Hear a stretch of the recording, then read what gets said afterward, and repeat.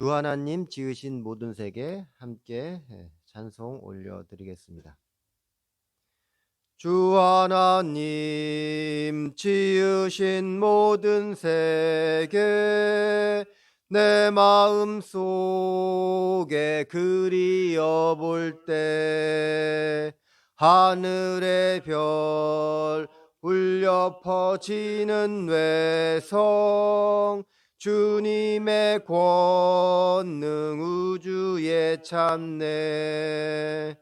주님의 높고 위대하심을 내 영혼이 찬양하네. 주님의 높고 위대하심을 내 영혼이 찬양하네. 숲속이나 험한 산 골짜기에서 지저귀는 저 새소리들과 고요하게 흐르는 시냇물은 주님의 솜씨 노래하도다. 주님의 높고 위대하심을 내 영혼이 찬양하네. 주님의 높고 위대하심을 내 영혼이 찬양하네. 주 하나님 독생자 아낌없이 우리를 위해 보내주셨네. 십자가에 피 흘려 죽으신 주 내 모든 죄를 대속하셨네. 주님의 높고 위대하심을 내 영혼이 찬양하네. 주님의 높고 위대하심을 내 영혼이 찬양하네. 내 주 예수 돌상에 다시 올 때 저 천국으로 날 인도하리. 나 겸손히 엎드려 경배하며 영원히 주를 찬양하리라. 주님의 높고 위대하심을 내 영혼이 찬양하네. 주님의 높고 위대하심을 내 영혼이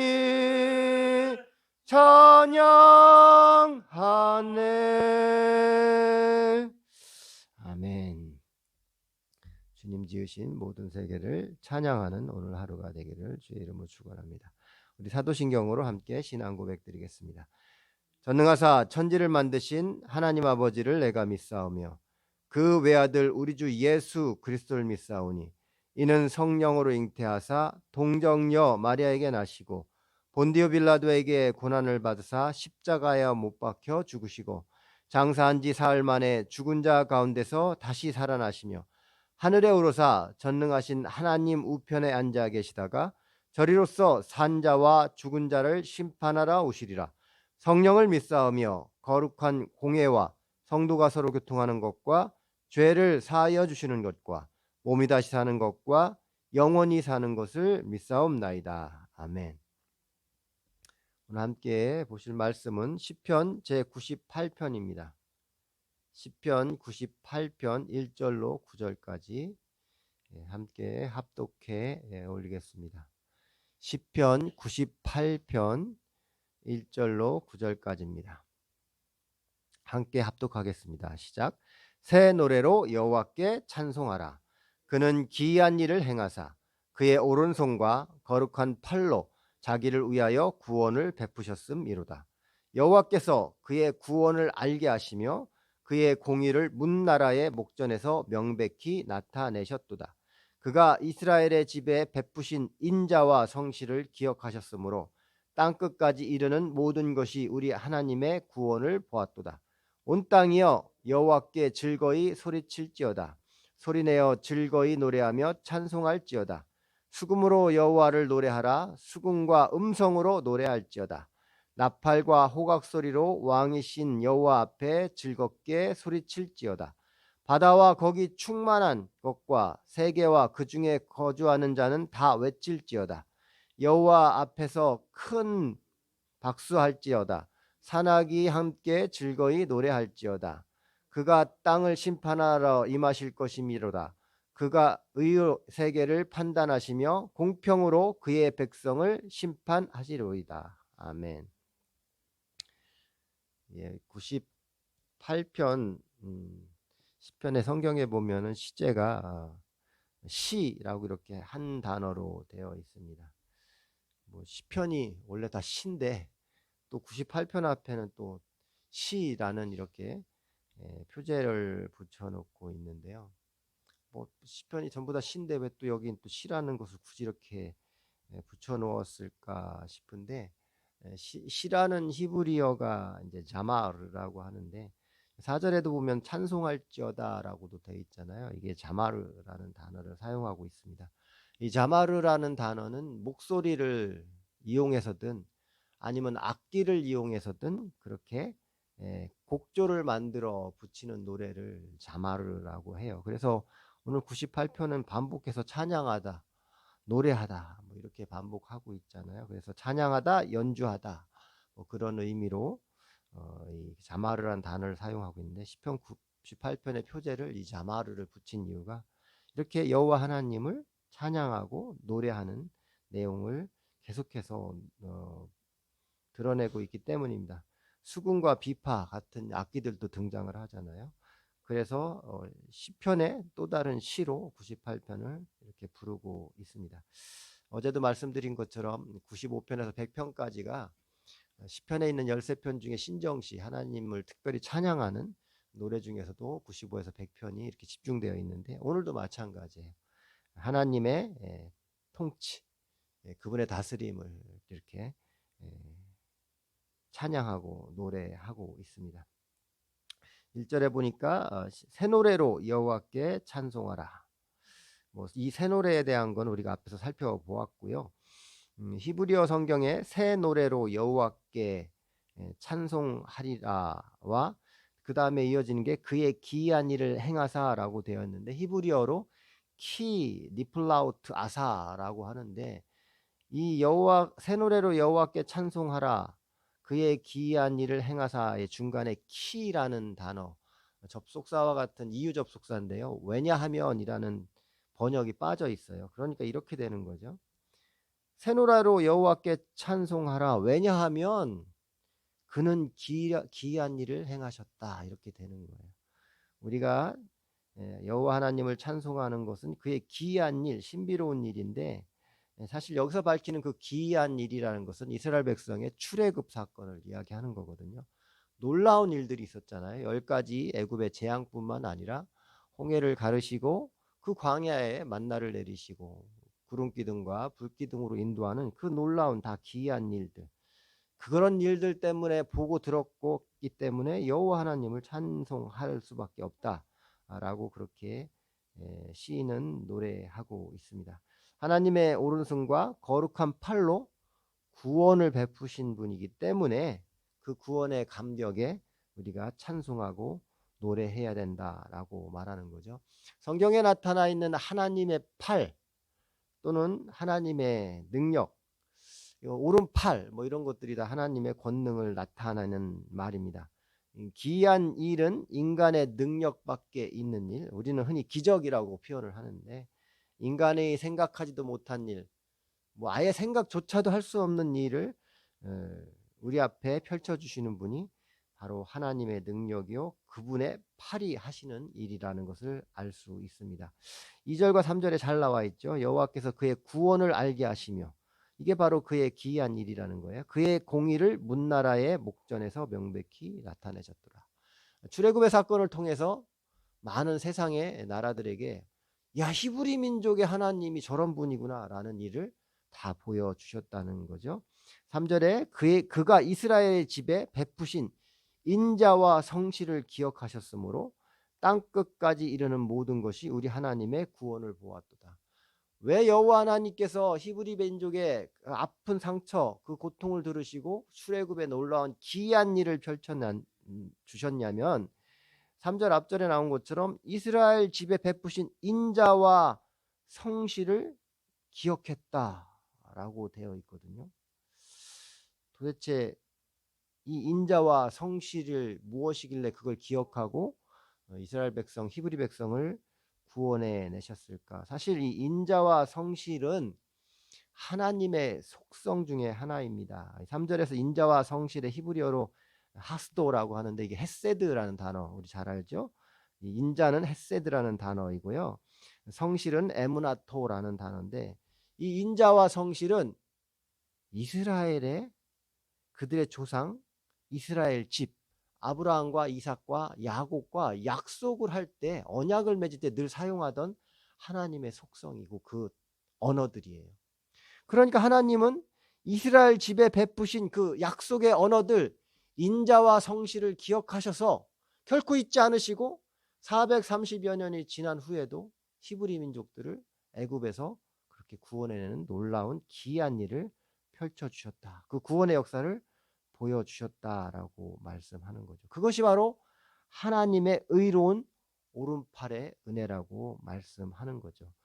모세도 여호와 하나님의 이 의로운 오른팔, 그분이 행하시는 그 손의 역할을, 능력을 계속해서 말씀하는데요. 출애굽기 14장 15절 16절에 보면 이게 바로 홍해를 가를 때 얘기인데, 16절에 지팡이를 들고 손을 바다 위로 내밀어 라고 되어 있는데, 물론 내민 손은 모세의 팔입니다. 그런데 그 팔의 역사하는 능력의 팔은 하나님의 오른손이었다는 거예요. 또 출애굽기 14장 29절에서 30절에 이스라엘을 애굽 사람의 손에서 구원하심에 여호와를 경외하며 여호와와 그의 종 모세를 믿었더라. 애굽의 그 억압의 소나기에서 그들을 건져내시는 또 다른 의로운 손, 하나님의 구원의 손이 그곳에 있었다라는 거예요. 그 모습을 보고, 그 능력을 보고 여호와를 경외하며 여호와와 그의 종 모세를 믿었더라라고 출애굽기는 기록하고 있는데요. 우리는 이 모세를 믿었더라 해서 모세를 믿은 것이 아니라 모세와 함께 하시는 여호와 하나님을 두려워하며 떨며 그 하나님이 함께 하시는 모세를 믿게 되었다라는 거죠. 이것이 하나님의 팔, 여호와의 팔, 기이한 일을 행하시는 능력의 팔인 줄 믿으시기 바랍니다. 이사야서 53장 1절에도 이렇게 돼 있잖아요. 우리가 전할 것을 누가 믿었느냐? 여호와의 팔이 누구에게 나타나느냐? 이게 바로 이제 400여 년 후에 오실 메시아 예수 그리스도, 그 구원자를 말씀하는 거예요. 우리가 전할 것을 누가 믿었느냐? 여호와의 팔이, 그 능력이 이 땅에 오셨던 예수 그리스도 아기 예수에게 함께 나타났다라고 말씀을 하고 있는 겁니다. 하나님의 오른팔이 오늘도 저와 여러분과 함께하기를 간절히 소망합니다. 이런 모든 과정을 통해서 히브리 민족 이스라엘이 얻은 구원과 자유가 얼마나 귀하고 감사했을까요? 그래서 하나님께서 우주를 통치하시는 분임을 그들에게 다시 한번 확인시켜 주는 거죠. 그래서 이스라엘 백성들은, 그 자손들은 출애굽 사건, 또 애굽에 들어가서 애굽을 다 가나안에 들어가서 가나안 땅을 다 정복하는 그 일들을, 그 중에 함께 하시는 하나님의 능력, 그 오른팔, 그 팔의 능력이 하신 것을 잊을 수도 없고 결코 버릴 수도 없는 놀라운 사건으로 기억하게 되는 겁니다. 그러니까 찬양하고 노래할 수밖에 없는 거죠. 하나님은 그의 백성, 심지어 그 백성의 조상들과 맺은 언약, 그 인자와 성실하심이 변하지 않습니다. 시간이 흘러간다고 해서 잊혀지는 것이 아니에요. 지금 이루어지지 않는다고 해서 실패한 것이 결코 아닙니다. 정말 우리에게는 강건하면 7, 80이라고 하는 인생 때문에 그 기간 동안 기다리다 이루어지지 않는 것 때문에 그 지루함 때문에 이게 그냥 막연한 약속이었나? 허공을 치는 공허한 메아리였나? 이 성경의 글자가 그냥 인쇄물이었나? 라고 오해하거나 착각할 수 있습니다. 우리의 유한한 7, 80년의 인생 때문에 이렇게 기다려도 이렇게 오랫동안 기다려도 이루어지지 않는 그냥 막연한 약속이네 라고 오해할 수도 있다는 거예요. 그러나 하나님의 언약은 유효기간이 없어요. 익스파이어 데이트가 없어요. 갖다 버릴 일이 없습니다. 그들의 후순을 통해서도 그 약속을 기억하시고 인자와 성실하심을 드러내시는 분. 그것이 바로 우리가 믿는 헤세디의 하나님, 에무나토의 성실하심의 하나님입니다. 믿을만 하죠? 여러분 신뢰하십시오. 믿을만 합니다. 신뢰하실만 한 분입니다.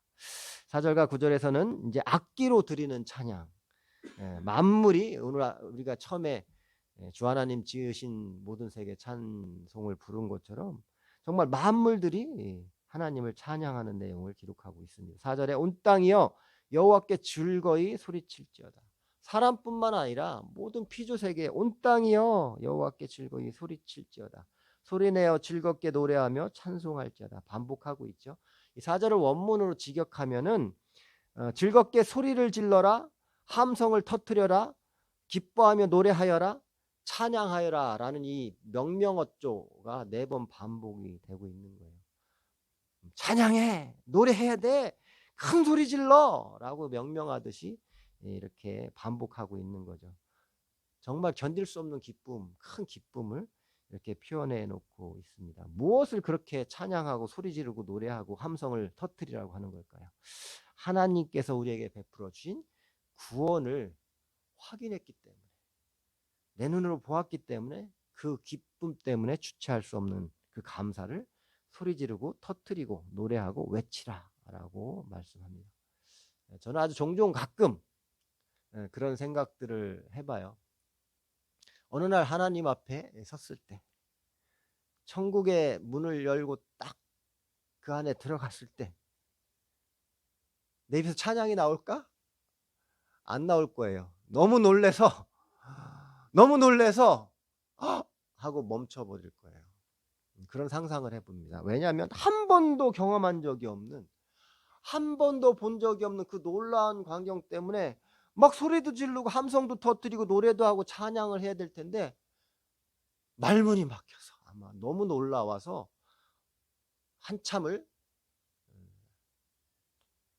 떡 하고 아무 소리도 내지 못할 것 같습니다. 그러나 그 시간이 지나고 나면 마치 오늘 4절 말씀처럼 막 소리 지르고 외치고 노래하고 견딜 수 없는 함성을 터뜨리고 하나님을 찬양하는 그런 모습을 한 번씩 상상해봐요. 정말 온몸에 소름이 돋는 그런 상상, 즐겁죠. 그것만으로도 즐겁습니다. 5절과 6절입니다. 수금으로 여호와를 노래하라. 수금과 음성으로 노래할지어라. 나팔과 호각소리로 왕이신 여호와 앞에 즐겁게 소리칠지어라. 여러분, 하나님을 찬양하는데 목소리뿐만 아니라 내게 있는 모든 악기들을 다 동원해서 이렇게 즐겁게 소리치며 노래할 수 있는 은혜가 있으면 좋겠습니다. 여러분, 하나님을 찬양하는 데는 악기의 종류가 무슨 상관이 있겠습니까? 중요한 것은 그 악기로 찬양하는 대상이 무엇 혹은 누구냐라는 것이 중요하지 않겠어요? 예전에 교회에서 사용하는 악기 때문에 논란이 된 적이 있었어요. 우리 어릴 때, 그렇죠? 뭐 기타를 치냐, 드럼을 치냐, 빼냐, 어디 이런 뭐 논란들도 있었는데, 본질을 떠난, 본질을 생각하지 않고 우리가 현상만을 바라보았을 때는 그런 논란도 있었죠. 조금은 아직 지혜가 부족할 때라서 좀 어리석은 모습도 보였던 그런 시기도 있었습니다. 그러나 분명히 중요한 것은 우리의 찬양의 대상이신 왕 중의 왕이신 그분을 찬양하는데 목소리뿐만 아니라 수금을 사용하면, 비파를 사용하면, 나팔을 사용하면, 호각을 불면 어떻습니까? 그 찬양의 대상이 하나님이시면 되는 것 아니겠어요? 본질을 놓치고 엉뚱한 일로 에너지 낭비하지 마시고 참 본질을 붙들면 모든 것이 감사한 일이 될 수 있습니다. 저와 여러분은 믿음의 참 본질을 굳건히 붙잡는 은혜가, 그것 때문에 정말 꾸준히 하나님을 찬양하는 은혜가 끊이지 않기를, 그렇게 살아가는 믿음의 삶 되기를 축원드립니다. 7절과 8절에도 바다와 거기 충만한 것과 세계와 그 중에 거하는 자는 다 외칠지어다. 여호와 앞에서 큰 물은 박수할지어다. 산악이 함께 즐겁게 노래할지어다. 참으로 멋진 의인화 표현이에요. 파도가 치는 것을 박수 치는 것으로 표현했잖아요. 너무 멋진 시입니다. 요즘은 메말라가지고 시집도 잘 안 팔린다고 하는데 저희 집에도 시집이 몇 권 쭉 있어요. 예전보다 자주 안 보는 것 같아요. 왜냐하면 유튜브가 너무 재밌거든요. 이게 세상의 유혹입니다, 여러분. 유튜브보다 더 재밌고 감동을 주고 지혜를 주는 것이 이런 시잖아요. 아니, 파도가 큰 물이 막 박수 친대요. 얼마나 멋진 표현입니까? 산악이 함께 노래 부른대요. 바람이 불 때 숲이 흔들리는 그 소리가 나무가 흔들려 삐그덕거리는 소리가 아니라 노래한다. 하나님을 향해 노래한다. 라고 표현을 해놓고 있습니다. 얼마나 멋집니까? 사람들뿐만 아니라 모든 자연 만물이 하나님을 찬양해야 한다. 라고 이렇게 시인은 노래하는 거예요. 합니다가 아니라 노래할지어다, 외칠지어다, 해야 돼. 라고 시인이 말하는 거예요. 이것이 바로 하나님의 구원을 알고 우리가 살아가는 삶 속에 하나님의 은혜가 있다는 것을 알면 찬양할 수밖에 없다라는 거죠. 우리가 하나님을 찬양하지 않으면 파도가 박수치며 하나님을 찬양하고요, 산과들이 하나님을 경배하고 경외하는 놀라운 일들이 벌어집니다. 우리가 입술을 닫으면 우리의 복을 빼앗기게 되는 겁니다. 예수님도 마찬가지로 말씀하셨잖아요. 예루살렘에 입성하실 때 그때 어떤 바리새인들이 선생님이여 당신들의 제자를 책망하소서, 저 백성들 좀 조용히 하라고 하시옵소서. 그러니까 이렇게 말씀하시잖아요. 누가복음 19장 40절인데 예수께서 대답하여 이르시되 내가 너희에게 말하노니 만일 이 사람들이 침묵하면 호산나 호산나 부르지 않으면 길가에 돌들이 일어나서 소리를 질 것이다. 모든 창조세계 그 중에 가장 귀하다는 우리가 입술을 닫아 하나님을 찬양하지 않으면, 노래하지 않으면 만물들을 통해서 오히려 그 복이 그들에게 임할 거라는 거예요. 여러분의 입술을 크게 열리고 하나님을 찬양하는 인생 되기를 간절히 소망합니다. 오늘의 본문은 이렇게 마지막 절 9절로 막을 내립니다. 그가 땅을 심판하러 임하실 것이미로다. 그가 의로 세계를 판단하시며 공평으로 그의 백성을 심판하시리라. 우리 계속 시편 보면서 반복하는 말씀이잖아요. 이 심판의 날이 우리에게는 아픔의 날이 아니라 기쁨과 축제의 날이라고 말씀드렸습니다. 우리가 하나님을 깊이 그리고 높이 찬양하는 것을 계속할 수 있게 하는 것은 하나님의 심판, 우리에겐 상급이에요. 우리에겐 상급. 그 상급이 있다는 것을 우리가 기억하기 때문입니다. 우리가 하나님 앞에 서야 하는 날이 있다는 것을 의식하면 어떻게 악의 길을 갈 수 있겠어요? 어떻게 내 입술로 누군가를 정죄하는 죄 속에 빠질 수 있겠습니까? 오히려 내 입술이 찬양하는 입술이 되어야 되지 않겠어요? 말씀하시잖아요. 어떻게 한 혀로 악도 말하고 선도 말하느냐고. 뱀의 혀처럼 둘로 갈라진 혀나 가능한 거예요? 우리는 그럴 수 없는 겁니다. 아니, 그렇게 살아왔다면 오늘 10개 하던 악한 말을 9으로 줄이고 내일은 8로 줄이고 이렇게 좀 성숙해가고 성장해가는 모습을 보이면 되는 겁니다. 하루아침에 변할 수 없으면 하루에 하나씩, 하루에 반쪽씩, 하루에 반 걸음이라도 성장해 나가는 것. 그러면 되는 거예요. 그런 하나님의 백성이 이 세상의 유기류에 불의와 타협하지 않고 때론 좀 더 피곤하더라도 하나님 말씀을 순종하며, 그래서 내 입술도 자꾸 찬양하며 살아가는 것. 그 모습을 바라보며 마지막 심판의 때에 하나님의 의로 공평으로 여러분의 아픔과 수고를, 땀을 다 갚아주실 줄 믿습니다. 오늘 하루도 나의 처한 삶의 자리에서 당당히 하나님 말씀에 순종하며 오늘도 허락된 생명의 분량만큼 자라나고 익어가는 영적 풍요를 누리시기를 주의 이름으로 간절히 축원드립니다. 우리 주님 가르쳐 주신 기도로 기도에 마치고 함께 기도하는 시간 갖도록 하겠습니다.